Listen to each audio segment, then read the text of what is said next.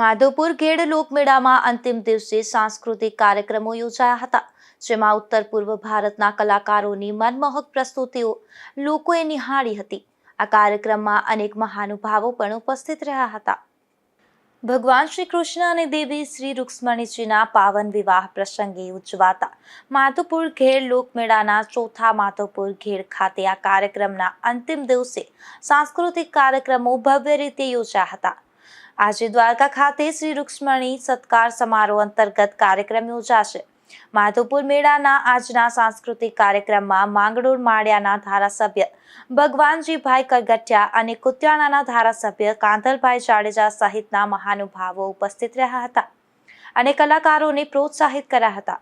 ઉત્તર પૂર્વ ભારતના વિવિધ રાજ્યોના કલાકારોએ પોતાના પરંપરાગત નૃત્યો અને લોકકળાઓની મનમોહક પ્રસ્તુતિ આપી હતી.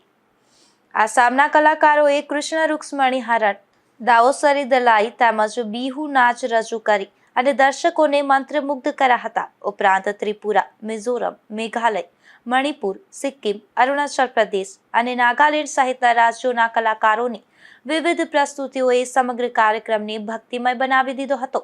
પોતાની આગવી અને સુમધુર શૈલી માટે જાણીતા શ્યામ સબદ ગ્રુપના કલાકારોની પ્રસ્તુતિઓએ સમગ્ર માધવપુર ઘેડ મેળાના માહોલને કૃષ્ણ ભક્તિમય બનાવ્યો હતો અને શ્રોતાઓને મંત્રમુગ્ધ કર્યા હતા. આ પ્રસંગે જિલ્લા કલેક્ટર એસ.ડી. ધાનાણી, જિલ્લા વિકાસ અધિકારી બી.બી. ચૌધરી અને પ્રાંત અધિકારી સંદીપ જાદવ સહિતના મહાનુભાવો ઉપસ્થિત રહ્યા હતા. નિપુલ પોપટ સાથે અશોક થાનકી, ગુજરાત ન્યૂઝ, પોરબંદર.